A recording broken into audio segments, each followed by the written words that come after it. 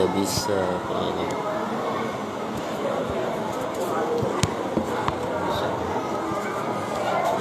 Angel, ada angel. Bisa dah. Oh bisa Pak. Bisa.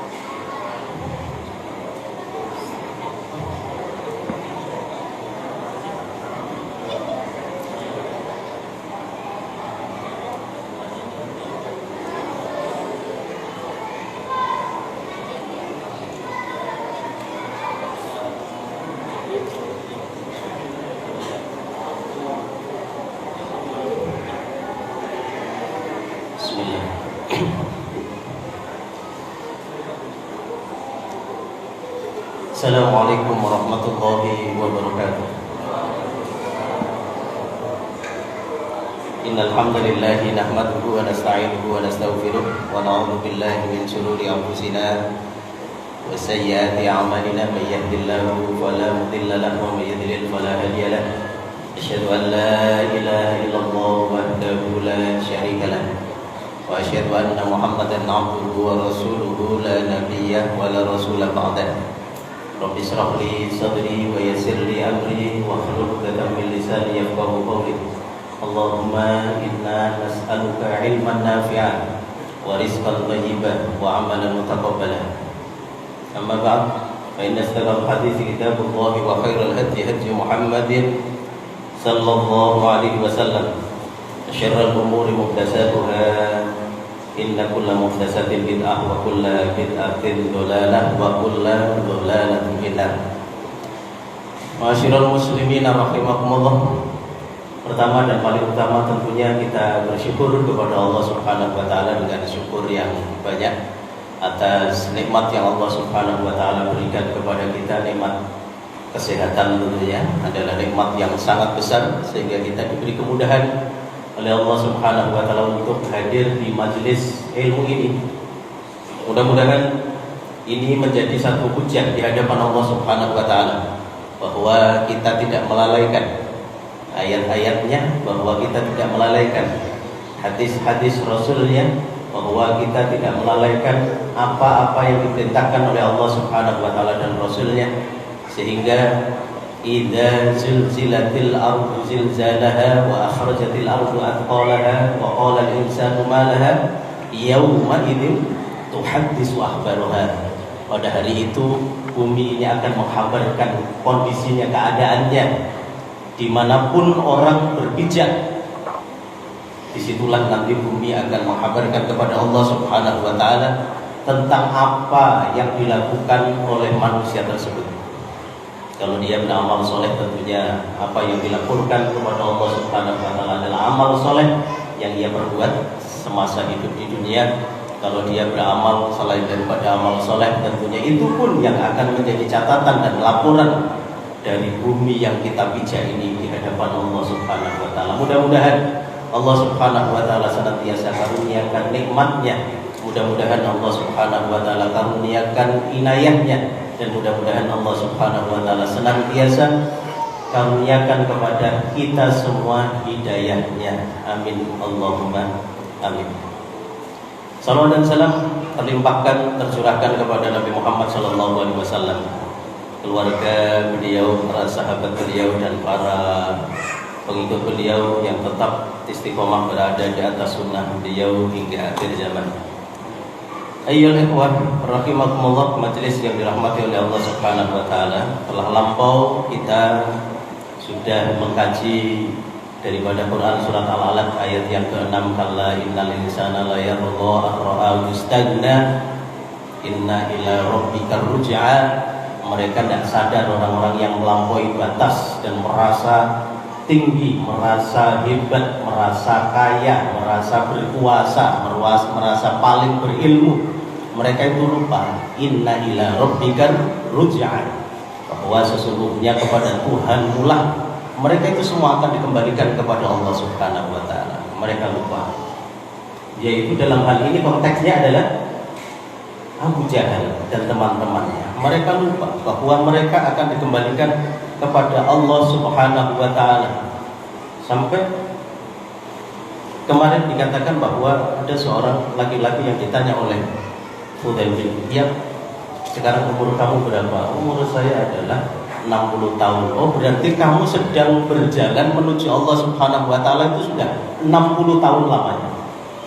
Jadi siti nasana tasiru ila rabbik yushiku an tablughu. Sebentar lagi engkau akan sampai kepada Tuhan, kata Fudail bin Iyad, satu di antara guru Imam Syafi'i rahimahullah. Kemudian orang tersebut kan mengatakan innalillahi wa inna ilaihi raji'un. Ya, innalillahi wa inna ilaihi raji'un. Kemudian Fudail mengatakan ata'rifu tafsirahu. Kamu ngerti enggak artinya innalillahi wa inna ilaihi raji'un tersebut? Maka Fudail bin Iyad menjelaskan kepada laki-laki tadi, ana lillahi abdun wa ilaihi raji'un.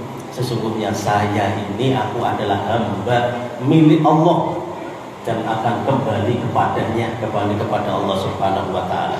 Sehingga faman alima annahu lillahi abdun wa annahu ilaihi raji'un, bahwa sesungguhnya siapa yang sadar dan ngerti bahwa sesungguhnya dia adalah hambanya Allah Subhanahu wa taala, sadar bahwa dia akan kembali kepada Allah Subhanahu wa taala, faya'lamu annahu mauqufun, maka dia sadar dan ngerti bahwa dia itu akan berdiri di hadapan Allah Subhanahu wa taala. Faman alima annahu mauqufun, orang kalau ngerti bahwa dia akan berdiri di hadapan Allah Subhanahu wa taala, faya'lamu annahu mas'ulun, maka dia akan ngerti bahwa dia itu akan ditanya oleh Allah Subhanahu wa taala. Akan ditanya oleh Allah Subhanahu wa taala. Faman alima annahu mas'ulun, orang kalau ngerti bahwa dirinya akan ditanya oleh Allah Subhanahu wa taala, falyu'idda lis-su'ali jawaban, maka hendaknya orang tersebut mempersiapkan jawaban yang terbaik di hadapan Allah Subhanahu wa taala tersebut. Jawabannya dengan amal soleh yang kita laksanakan, mulai yang menurut kita mungkin amal soleh yang paling kecil bahkan diremehkan oleh sebagian besar orang.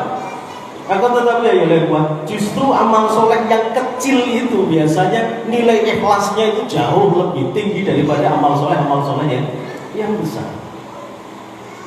Biasanya semacam itu. Ya, maka orang kembali lagi akan kembali kepada Allah Subhanahu wa taala.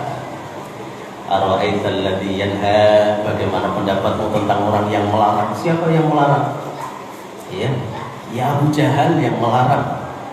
Atau orang yang selalu mengganggu Nabi Muhammad SAW itu ibadah, itu ya Abu Jahal. Tolanya itu Abu Jahal, Abu Lahab, kemudian yang lain-lainnya itu sebenarnya diajak untuk memerangi Nabi Muhammad SAW. Sebenarnya Walid bin Mughirah itu kan sudah sadar dan tahu bahwa lawannya ini memang hak, lawannya ini benar, lawannya ini adalah seorang nabi. Tapi gimana lagi? Mau didatangi membawa bedak, membawa gincu, kalau hari ini membawa berbagai macam riasan lah.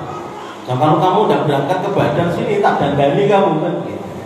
Maksudnya tak dandani itu adalah kamu banci kalau tidak turun ke Badar itu memerangi Muhammad, kata mereka itu. Walid bin Mughirah ngerti banget, karena itu yang terlalu tinggi di dalam dirinya. Akhirnya Walid bin Mughirah ya sudah ikut-ikutan aja akhirnya untuk memerangi Nabi Muhammad SAW. Ara'aital ladzi yanha, bagaimana pendapatmu tentang orang yang melarang abdan idza shalla, melarang seorang hamba ketika sedang sholat? Nabi Muhammad diganggu, pokoknya sholat yang dikasih tumpukan isi perut satu binatang busuk, ya kan? Fatimah hanya bapak saya, apakah bapak saya ini pernah mengganggu kalian? Apakah bapak saya ini pernah berbuat ini dan itu yang merugikan kalian? Tidak ada. Apakah kalian melakukan hal semacam ini? Betapa kejinya kalian kepada bapak saya. Diambil hubungan makhluk. Lain alladzi yanha 'abdan idza shalla ara'aita kana 'alal huda. Gimana kalau orang yang bilang satu di atas petunjuk? Akhir itu ya. Di atas petunjuk, nilai petunjuk itu mahalnya luar biasa. Kemarin jelaskan. Nilai petunjuk itu luar biasa mahalnya. Nilai hidayah itu luar biasa mahalnya. Sampai kemarin kami membuat satu perumpamaan bagaimana seorang anak Nabi Nuh hanya disuruh untuk naik kapal, tidak mau. Naik kapal tidak mau. Tapi beda dengan Ismail alaihissalam yang perintahnya nggak naik kapal. Nah gimana kalau mendapat tadi malam aku tuh mimpi, nah disuruh menyembelih kamu, anak yang dinanti-nanti sekian lama tidak datang, kemudian akhirnya datang umur kurang lebih 13 tahun suruh nyembelih. Berarti orang tua nyesek. Tapi ya jawaban Ismail alaihissalam, wahai bapakku, ya kerjakan apa yang diperintahkan, eksekusi saja langsung. Satajiduni insyaallah minas sabirin. Engkau akan dapati aku itu nanti menjadi orang yang sabar. Dua contoh model. Yang satu orang yang tidak mendapatkan taufik hidayah dari Allah Subhanahu wa taala. Suruh naik ke atas kapal tok. Kata baik tok ya, saja maksudnya. Itu tok naik. Yang satu harus disembelih oleh bapaknya sendiri. Luar biasa. Yang satu mendapatkan hidayah. Betapapun hebatnya satu perintah dari Allah Subhanahu wa taala, orang yang mendapatkan hidayah dari Allah Subhanahu wa taala itu akan mudah untuk melaksanakan. Ya, istri Lot kemarin sudah disebutkan, suruh jangan noleh ke belakang.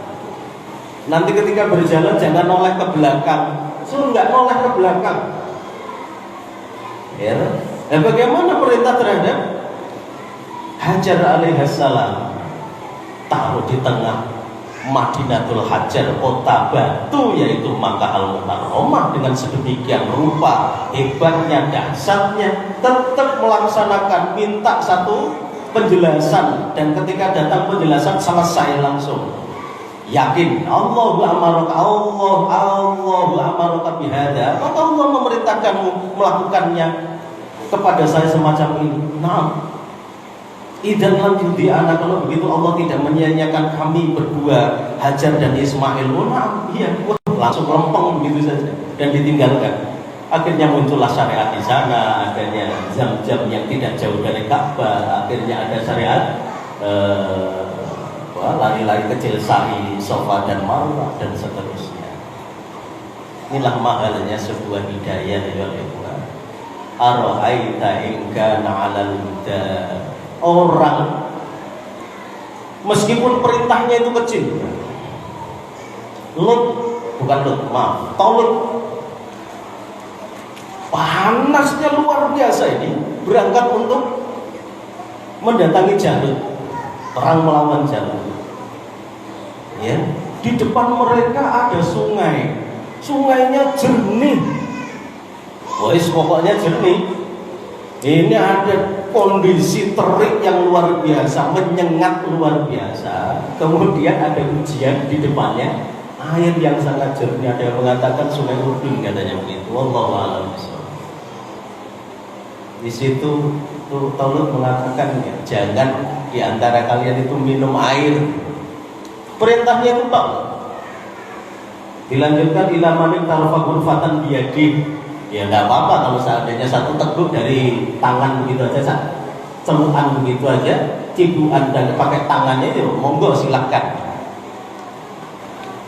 Perintah itu mungkin sebagian orang kalau kita ngadakan acara-acara camping misalnya begitu, Itu mungkin banyak yang bantah itu. Lah saya tidak boleh sih. Kalau perlu bawa jerigen malah ya kan. Mungkin perintahnya, wah sudah boleh mungkin perjalanan panjang harus siap-siap loh. Kalau perlu isi jerigen sepenuh-penuhnya kan gitu. Di sini mumpung ini selama ini kita dapat air laut terus ini ada air tawar gitu. Banyak-banyaknya. Nah kembali lagi, maka kader yang utama saat itu tidak minum sama sekali, ya, tidak minum sama sekali. Kemudian ada salah satu diantaranya adalah Daud alaihissalam. Kemudian level berikutnya orang yang menciduk tadi itu pakai hanya satu tangan begini saja. Itu kan perintah yang menurut orang hari ini itu apa sih orang minum kok saya tidak boleh itu? Wong kita perjalanan jauhnya luar biasa, dahsyatnya dengan berbagai macam rintangan, panasnya luar biasa. Oh, so ya tidak boleh. Tapi ternyata dari sekian ribu gugur semuanya yang berangkat dan melanjutkan perjalanan mentas bahasa Indonesianya apa? Ya mentas ya. Apa? Keluar dari sungai itu, ya, keluar dari sungai itu hanya ada yang mengatakan mirip jumlah perang Badar 300-an orang 300 orang mirip, dan yang lainnya tidak mampu untuk melanjutkan lagi. Hanya bukan meninggalkan sholat, tidak, bukan meninggalkan ini dan itu, tidak, hanya mereka melanggar satu perintah, minum sepuas-puasnya itu tadi. Satu mendapatkan taufik pada larangannya itu hanya minum tadi itu, yang satu tidak, yang satu ngeyel. Terus ya tidak boleh sih. Nggak tahu tenggorokanku perihnya kayak apa gitu ya, protes begitu. Emang yang lain tidak perih, yang lain perih, tapi dia tetap menjalankan apa yang diinstruksikan oleh Tolut saat itu. Sehingga apa? Kelihatannya sedikit hanya 300 dan diremehkan. Akhirnya muncullah kalimat, muncullah sepotongan ayat min fiatin qalilatin walabat fiatan katsirah. Berapa banyak kelompok yang sedikit yang diabaikan. Fi'ah itu kecil sekali. Fi'ah itu sangat kecil, di bawahnya firqah. Fi'ah itu kelompok kecil sekali, tetapi bisa mengalahkan kelompok yang sangat besar. Dalam hal ini adalah Jalut. Itulah ara'aital ladzi yanha 'abdan idza shalla ara'aita in kana 'alal huda. Ya, bagaimana pendapatmu jika dia yang dilarang sholat itu berada di atas kebenaran atau petunjuk? Aw amara bittaqwa, atau dia yaitu Muhammad itu memerintahkan, menyeru kepada ketakwaan, memerintahkan, mengajak kepada Abu Jahal, meskipun tidak ada jalur keluargaan, akan tetapi secara kesukuannya sama-sama Quraisy. Kalau Abu Lahab masih pamannya, ya. Banyak yang masih keluarganya, kan mengajak kepada ketakwaan, mengajak kepada kembali kepada Allah, mengingatkan bahwa Nabi Muhammad SAW itu Nabi akhir zaman yang akan bisa memastikan nanti syafaat di hari kiamat. Wah, tidak bisa. Kamu itu ponakan saya, kamu ngerti kecilanmu itu kayak apa modelnya kok? Itu tadi, merasa tadi, tidak bisa. Tabban laka ya Muhammad, celaka kamu itu ya Muhammad. Ngomong seenaknya sendiri kamu, gurui saya. Misalnya mungkin kalau boleh kita lebih luaskan begitu, gurui aja kamu. Ya, tabban laka ya Muhammad. Tapi ada jamaah untuk ini kan, kami itu dikumpulkan terus ngakuin kamu. Memang ada kedengkian mulai dulu keluarga Abu Lahab itu kepada keluarga Rasulullah SAW, padahal masih keluarga sangat dekat dengan pamannya sendiri, ya, pamannya sendiri. Al-amru bittaqwa. Ara'aita in kadzdzaba wa tawalla. Bagaimana pendapatmu jika dia yang melarang, yaitu siapa? Abu Jahal itu mendustakan dan berpaling. Memang senantiasa mendustakan dakwah Nabi Muhammad SAW. Tidak hanya mendustakan. Alam ya'lam bi anna Allah yara, tidaklah dia mengetahui bahwa sesungguhnya Allah melihat semua perbuatannya, makar yang dia siapkan, ucapan-ucapan di darun nadwah yang mereka lontarkan, kata-kata yang menghina Nabi Muhammad SAW dengan sedemikian rupa. Alam ya'lam bi annallaha ya'lam. Tidakkah dia mengetahui bahwa sesungguhnya Allah itu melihat, ngerti apa yang dia ucapkan itu. Hasudnya Abu Jahal melontarkan kata-kata kepada pembesar-pembesar Quraisy saat itu untuk menjatuhkan seorang nabi yang terakhir, yang mulia, Sayyidul Anbiya, bosnya para nabi, pentolannya para nabi, yang tidak ada diberi kalimat di bawah arasnya Allah Subhanahu wa Ta'ala nanti di akhirat kelak. Sujud yang lama akhirnya diberi satu kalimat-kalimat tertentu oleh Allah Subhanahu wa Ta'ala, syafaat dimulai. Coba dihina dengan sedemikian. Allah ngerti model makarmu, taati ini, taati itu untuk menjatuhkan Nabi Muhammad SAW. Ini sekaligus memberikan satu pelajaran kepada kita, ya. Ketika melakukan satu keburukan, kemaksiatan, ingat bagaimanapun Allah melihat apa yang kita lakukan. Allah nutupin gitu, belum dibuka. Kalau diterus-teruskan, khawatirnya dibuka. Orang mukmin nanti itu, ya sudah terlalu jadi ya, kan dipanggil kan orang mukmin, ditutup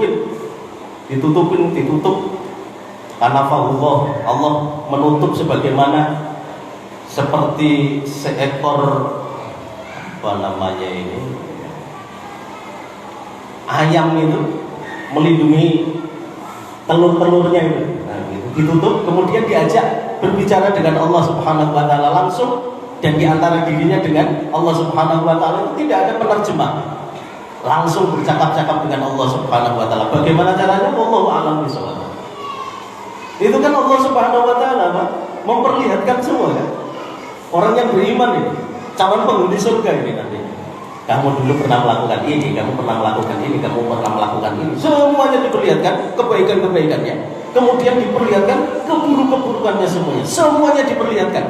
Kemudian dia tertunduk malu di hadapan Allah dan dia mengakui, ya Allah, ya, ini saya tutup perilakumu ini di dunia, di akhirat pun aku ampuni dosa-dosamu. Dan ketika ngajak ngobrol pun, ngajak ngomong pun ditutupi oleh Allah Subhanahu wa Ta'ala, supaya orang-orang yang di padang mahsyar, di situ ada tetangganya, di situ ada anaknya, di situ ada kawannya, di situ ada sohibnya, itu tidak mendengarkan apa yang diucapkan oleh Allah dengan si fulan tadi.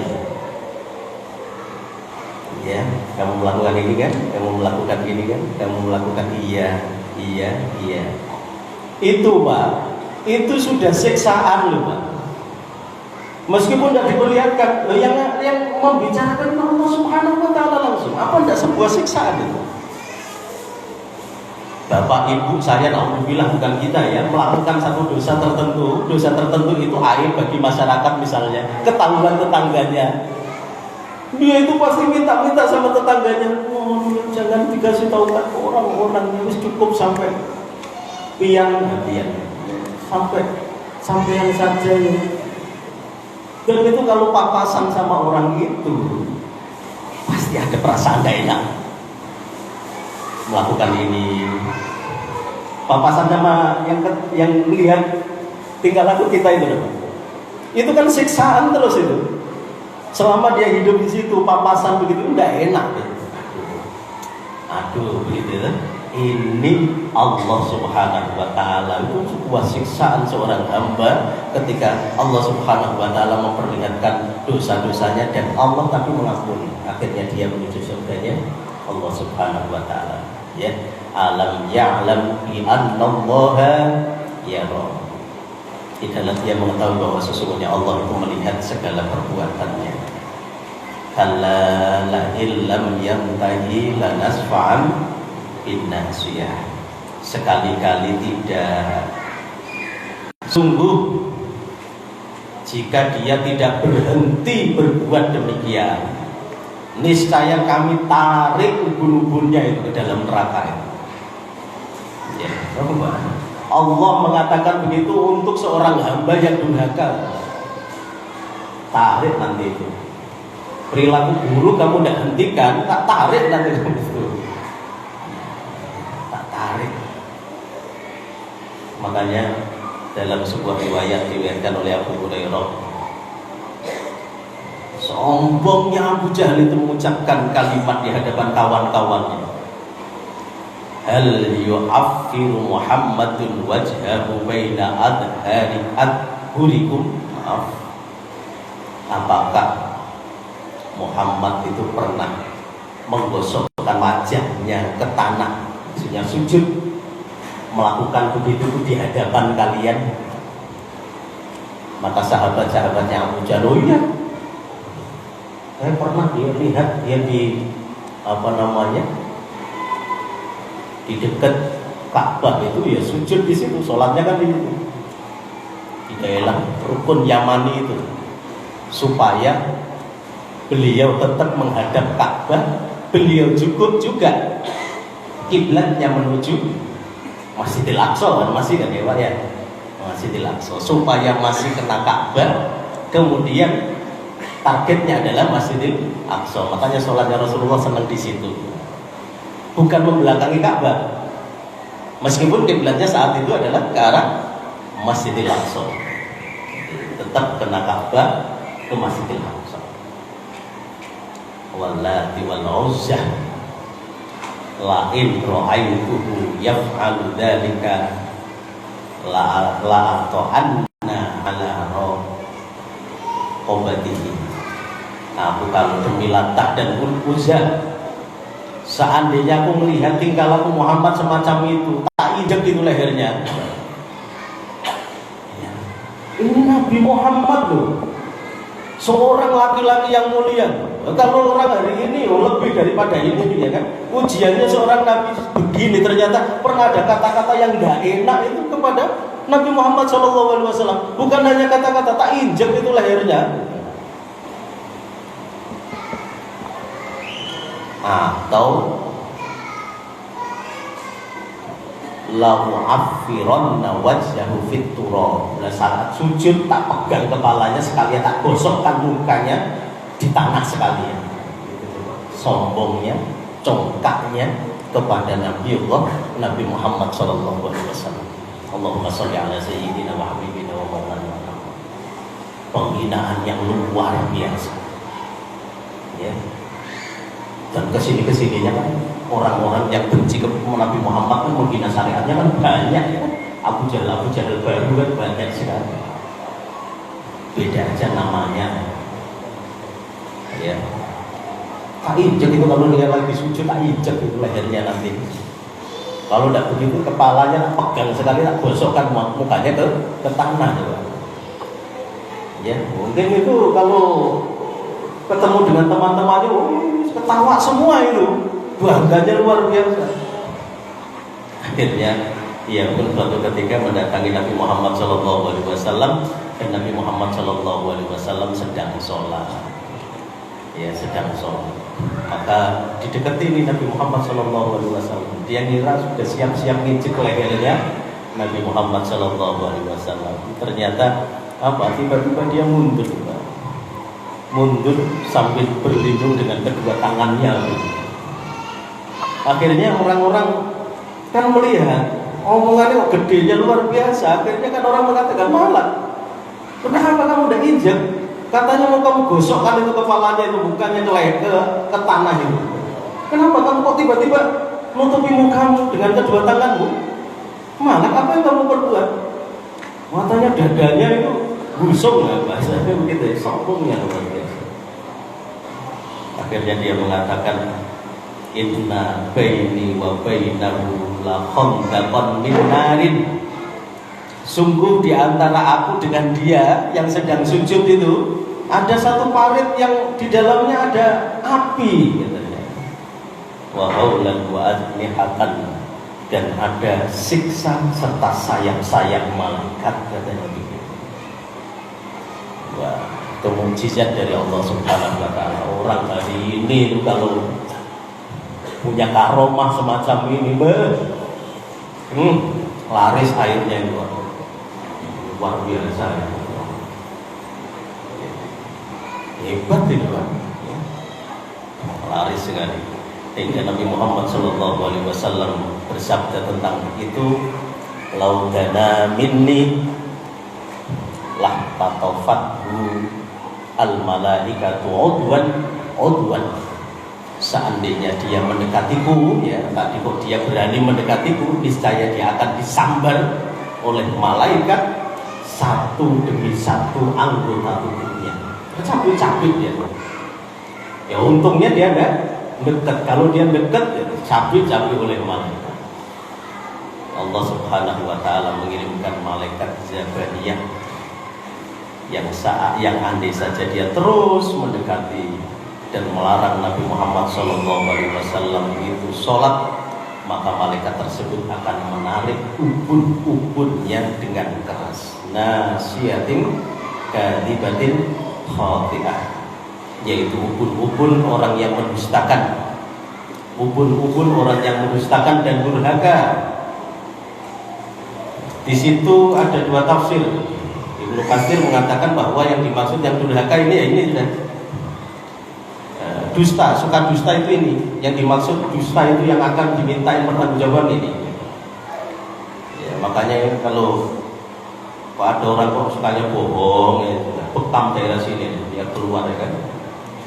Konon katanya kan, konon katanya ya dia juga tidak tahu, tidak memiliki ilmu kedokteran. Penelitian zaman sekarang kan bahwa bagian ubun-ubun ini kan bagian apa, otak yang mengatur tentang perangai, katanya begitu katanya kan. Makanya ini nasihat, titik nasihat, anakku kok suka ngapusi orang gitu ya, ngomong itu langsung bawa tukang bekam daerah sini, bekam daerah, atau mandiin air hujan tengah malam, ya kan, guyur daerah ubun-ubunnya sini biar seger ya, biar seger. Atau pendapat yang kedua itu adalah ini yang disebut dengan nasiyah kadibah ini ya pemilik nasiyah kadibah, maksudnya pemilik ubun-ubun. Jadi bukan ubun-ubunnya, tapi pemiliknya. Disebut hanya ubun-ubunnya, tapi yang dimaksud adalah orangnya. Adalah orangnya. Yang kedua-duanya memiliki argumentasi sendiri-sendiri. Falyad'u nadiyah, harus diselesaikan. Falyad'u nadiyah, maka biarlah dia memanggil golongannya untuk menolong. Biarkan itu Abu Jahal sesumbar. Kan dia mengatakan bahwa dirinya kelompoknya itu adalah kelompok yang paling banyak, kelompoknya adalah kelompok yang paling besar pengikutnya. Yang memang kenyataannya waktu itu begitu. Nabi Muhammad SAW hanya 1, 2 orang, 3 orang yang mengikuti dakwah Nabi Muhammad SAW. Itu pun dengan keadaan sembunyi-sembunyi, tidak bisa terang-terangan. Istrinya, kemudian Abu Bakar, kawan-kawannya mulai dulu memang kemana-mana sama Abu Bakar, mulai kecil sama Abu Bakar, kemudian mendekati Ali, ya Ali sepupunya, ya memang mulai kecil Ali sama Rasulullah SAW, kemudian budak ini dan itu, hanya beberapa orang saja. Nah, sedangkan kelompoknya Abu Jahal ya memang kelompoknya orang yang paling banyak, orang yang paling menang di tengah-tengah mereka. Kenyataannya memang semacam itu. Tapi biarkan, suruh manggil semuanya. Kalau perlu suruh datang semuanya. Akhirnya kan betulan. Ketika Rasulullah SAW nanti hijrah ke Madinah, terjadi perang Badar, kan semuanya digerakkan menuju sumur Badar saat itu, dengan congkaknya dan sombongnya. Tapi sebenarnya takut, ditutup-tutupin saja sebenarnya. Takut sebenarnya ditutup-tutupin. Gimana kalau saya ini berangkat perang ini merangi Muhammad, bantuanmu tidak saya perlukan, tapi kami berangkat ini memerangi Tuhannya Muhammad, ya bantuanmu tidak ada gunanya. Itu kan kalimat Abu Jahal itu kan. Sadar sebenarnya ego yang paling mendominasi dirinya tadi. Suruh manggil semuanya, suruh datang semuanya. Sanad Zabaniyah. Kalau sudah mereka itu datang, sudah. Tak panggilkan nanti malaikat Zabaniyah. Malaikat Zabaniyah yang akan menyelesaikan. Kalau mereka sudah mengumpul semuanya, malaikat Zabaniyah yang akan menyelesaikan. orang di neraka nanti itu Pak, salah satu hiburan, masih ingat tak tafsir Quran surat Al-Mutaffifin? Sudah lupa oleh itu kan salah satu hiburan orang-orang alal araiki yang turun ta'rifu fi wujuhihim nadratan naim, terus dan seterusnya sampai mereka itu tertawa itu. Mereka kan berkumpul dengan teman-temannya di dunia, dan salah satu hiburannya itu menurut ulama itu, kalau tidak salah Abu Soleh namanya, itu nanti sesekali itu pintu neraka itu dibuka, kemudian mereka itu berjubel pengen keluar, naik semua, naik semua, merangkak naik semua penghuni neraka itu.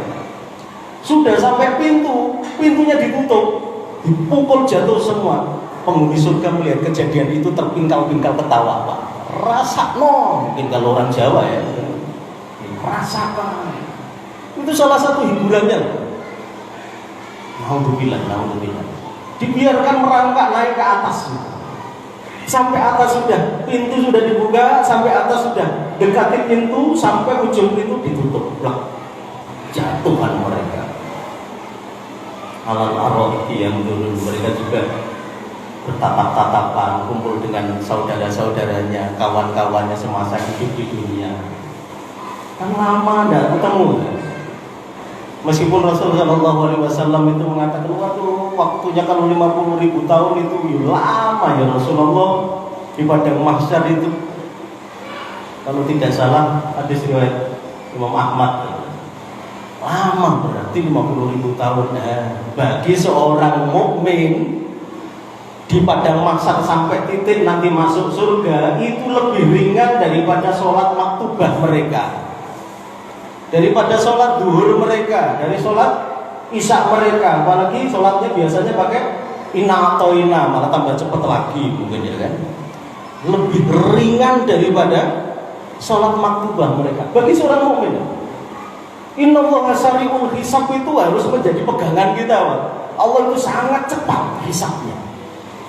Allah itu sangat cepat hisabnya. Yakin berarti kalau sangat cepat hisabnya, bagi seorang mukmin ya benar apa yang dikatakan oleh Rasulullah, lebih ringan daripada sholat maktubah.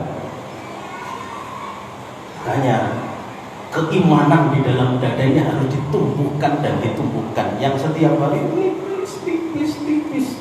Semakin mendekati hari akhir itu semakin tipis harus ditumbuhkan dengan amal soleh. Zikir kita di pagi hari, zikir kita di sore hari, setiap hari jangan lupa nyawang, jangan lupa melihat Al-Quranul Karim. Tapi bukan untuk dilihat toh ya, maksudnya dibaca seayat 2 ayat, rakyatan 1 ayat saja, sesibuk apapun itu sehari harus ada. Nah, aku sibuk ya, ini sebelum subuh aku lebih sibuk mana dengan Utsman bin Affan loh, Pak. Utsman bin Affan itu Amirul Mukminin, bentangannya luar biasa. Loh kok bisa ya? Kita semuanya kalau dia tidak mungkin menang dari Utsman bin Affan, tapi bisa.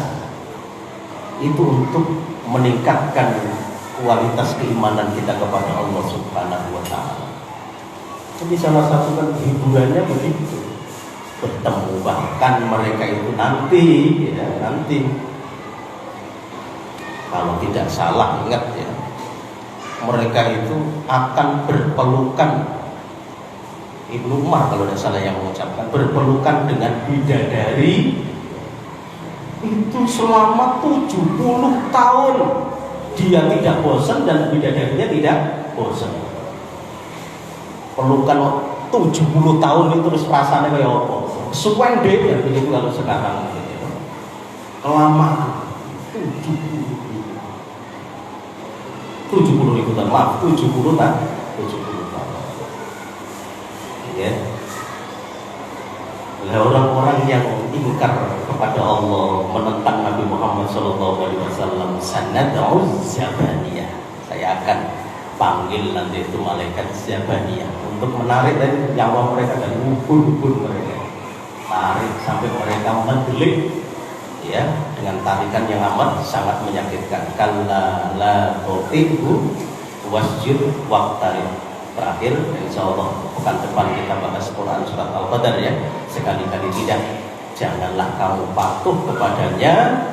Jangan patuh terhadap orang-orang kafir, jangan patuh terhadap orang-orang munafik, jangan patuh terhadap orang-orang yang ingkar, fasik. Tapi tetaplah, dekatlah kamu kepada Allah Subhanahu wa taala dengan perbanyak sujud di hadapan Allah Subhanahu wa taala. Alaika bi kasratis sujudi lillah. Hendaklah engkau memperbanyak sujud, perbanyak salat kepada Allah. Fa innaka la tasjudu lillahi sajdatan illa rafa'akallahu biha darajatan wa hatta 'anka biha khati'atan. Karena tidaklah engkau memperbanyak sujud, karena Allah ya tentunya, melainkan Allah akan meninggikan derajatmu dan akan menghapus dosa-dosamu. Banyak sujud, banyak sujud, banyak sholat. Mau melakukan aktivitas apa saja, kalau itu memang perlu, bukan memang perlu, dan kita memang di sana ada nilai ibadah, sholat 2 rakaat. Sholat 2 rakaat. Mau khutbah sholat 2 rakaat hajat, mau bekerja sholat 2 rakaat hajat, mau ngisi kajian 2 rakaat sholat hajat, itu harus dilakukan. Setidaknya kan satu orang itu harus ikhlas karena Allah, dan itu senantiasa harus diperbarui. Yang kedua, orang itu harus sabar. Wasta'inu bisabri, dengan sabar itu akan muncul sebuah keistiqomahan. Yang ketiga, wassalat, wasta'inu bisabri wassalat. Dalam urusan keistiqomahan, kerja untuk mencari nafkah yang halal, menjadi seorang dai, menjadi seorang guru, pasti akan ada permasalahan-permasalahan yang akan menghimpitnya, maka ditopang. Dirinya tidak mampu, maka ditopang dengan sholat. Mudah-mudahan Allah Subhanahu wa taala memberikan keberkahan kepada diri kita. Mudah-mudahan Allah Subhanahu wa taala memberikan kemudahan kita dalam beramal soleh di dunia ini, tentunya untuk meraih satu keridhaan dari Allah Subhanahu wa taala, dan mudah-mudahan kita diwafatkan dalam keadaan husnul khatimah. Amin Allahumma amin. Sehingga Allah Subhanahu wa taala memasukkan kita ke dalam golongannya hamba yang bersyukur kepadanya dan dimasukkan ke dalam surganya, surga Firdaus. Amin Allahumma amin. Mohon maaf apabila ada kekurangan dan kesalahan dalam hal menyampaikan. Astagfirullahaladzim jami'an. Billahi taufiq wal hidayah. Wassalamualaikum warahmatullahi wabarakatuh.